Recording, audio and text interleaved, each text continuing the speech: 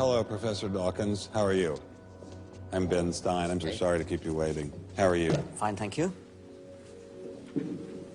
You have written that God is a psychotic delinquent invented by mad, deluded people. No, I didn't say quite that. I said something rather better than that. Oh, well, please tell us what you said. Please tell us what you said. Well, I would have to read it from the book. No, please.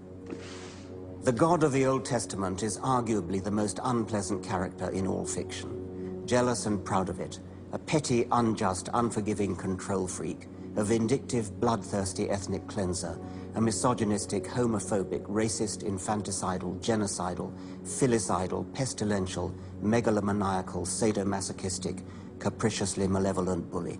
So that's what you think of God? Yeah. How about if people believed in a God of infinite lovingness and kindness and forgiveness and generosity, sort of like the modern-day God? Why spoil it for them? Oh, why not just let them have their fun and enjoy it? I mean, I don't want to spoil anything for anybody. I write a book, people can read it if they want to. I believe that it is a liberating thing to free yourself from primitive superstition. So religion's a primitive superstition? Oh, I think it is, yes. So you believe it's liberating to tell people that there is no God? I think a lot of people, when they give up God, feel a great sense of release and freedom. Why do you think that? I mean, what's your dad? What's your scientist? What's your dad? I think, well, I've had a lot of letters saying that, and I've... There are 8 billion people in the world, Dr. Dawkins. How many letters have you had? No, I haven't done that. That's quite true.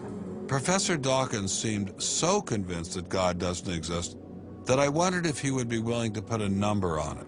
Well, it's hard to put a figure on it, but I mean, I put it as something like, 99% against or something. Well, how do you know it's 99% against, say, 97%? No, I did. You asked me to put a figure on it, and I'm not comfortable putting a figure on it. I think I just think it's very unlikely. What? But you couldn't put a number on it? No, of course not. So it could be 49%. Well, it would be. I mean, I think it's unlikely, and it's quite far from 50%. How do you know? I don't know. I mean, I put an argument in the book. Well, then who did create the heavens and the earth? Why do you use the word who? You see, you immediately beg the question by using the word who. Well, then how did it get created? Well, by a very slow process. Well, how did it start? Nobody knows how it started. We know the kind of event that it must have been. We know the sort of event that must have happened for the origin of life. And what was that? It was the origin of the first self-replicating molecule. Right. How did that happen? I told you we don't know. So you have no idea how it started? No, nor has anybody. Nor has anyone else. What do you think is the possibility that intelligent design might turn out to be the answer to some issues in genetics or in evolution? It could come about in the following way. It could be that at some earlier time, somewhere in the universe, a civilization evolved by probably some kind of Darwinian means to a very, very high level of technology and designed a form of life that they seeded onto perhaps this planet.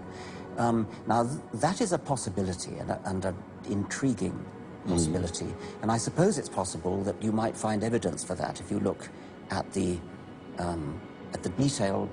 details of biochemistry, molecular biology. You might find a signature of some sort of designer.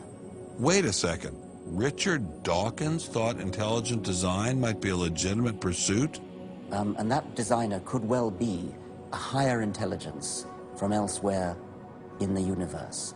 Well, but that higher intelligence would itself have had to have come about by some explicable or ultimately explicable process. It couldn't have just jumped into existence spontaneously. That's the point. So Professor Dawkins was not against intelligent design, just certain types of designers, such as God.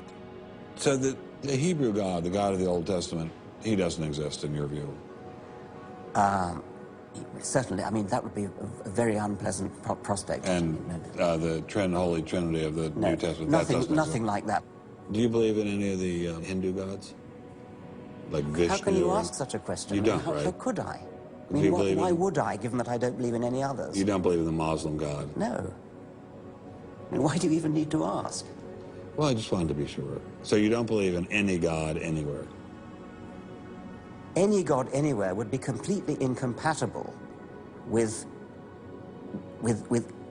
anything that I've said. I assume. Yeah. I just wanted to make sure you don't believe in any God anywhere. No. What if after you died you ran into God? He said, "What have you been doing, Richard? I mean, what have you been doing? I've been trying to be nice to you. Yeah. I gave you a multi-million-dollar paycheck over and over again with your book, and look what you did." Bertrand Russell had that point put to him, and he said something like, "Sir, why did you take such pains to hide yourself?" But if the intelligent design people are right, God isn't hidden. We may even be able to encounter God through science, if we have the freedom to go there. What could be more intriguing than that?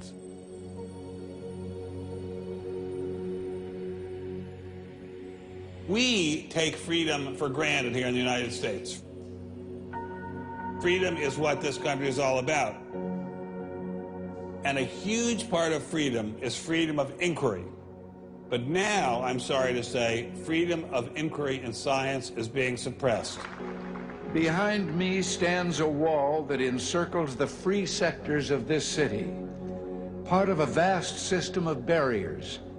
There are people out there who want to keep science in a little box where it can't possibly touch a higher power, cannot possibly touch God. Those barriers cut across Germany in a gash of barbed wire, concrete, dog runs, and guard towers. If you believe in God, and you believe that there is an intrinsic order in the universe, and you believe that it's the role of science to try to pursue and understand better that order, you will be ostracized. I'm frightened by this, but I'm not going to let it stop me from investigating and from speaking. The wall cannot withstand freedom. What I'm asking for is the freedom to follow the evidence wherever it leads. My hope is that there'll be enough independent thinking scientists who don't like to be told what to think. People on both sides of the argument being prepared to talk and listen. And above all, a willingness to keep these dialogues open. It might allow a lot of very good scientists to be scientists who aren't being allowed to be scientists right now. I don't care what they end up as being. I don't care if they end up being religious, a young earth creationist. If they have thought their way through the issues and get there, I'm all for them. And why do I think we're going to win in this struggle? Because truth crushed to earth will rise again. To find out what's true has a value all of its own. If it has additional good consequences, so be it. Because no lie can live forever. I believe that science gives us one perspective on the world, and our religious insight gives us another perspective on the world. And by putting the two together, it will see more deeply and more truly. And if we will stand up for freedom, freedom is the victor. And if we all do that, we will overcome.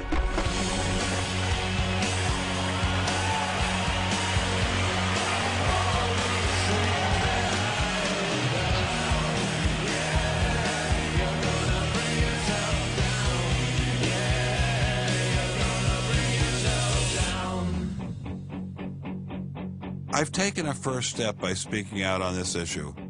But if the wall is to come down, we all have to do our part. Some of you will pay a heavy price for speaking out. You may even lose your job. I guarantee you'll get hate email. But if you don't get involved, will anyone be left to carry on this struggle? Anyone? Anyone?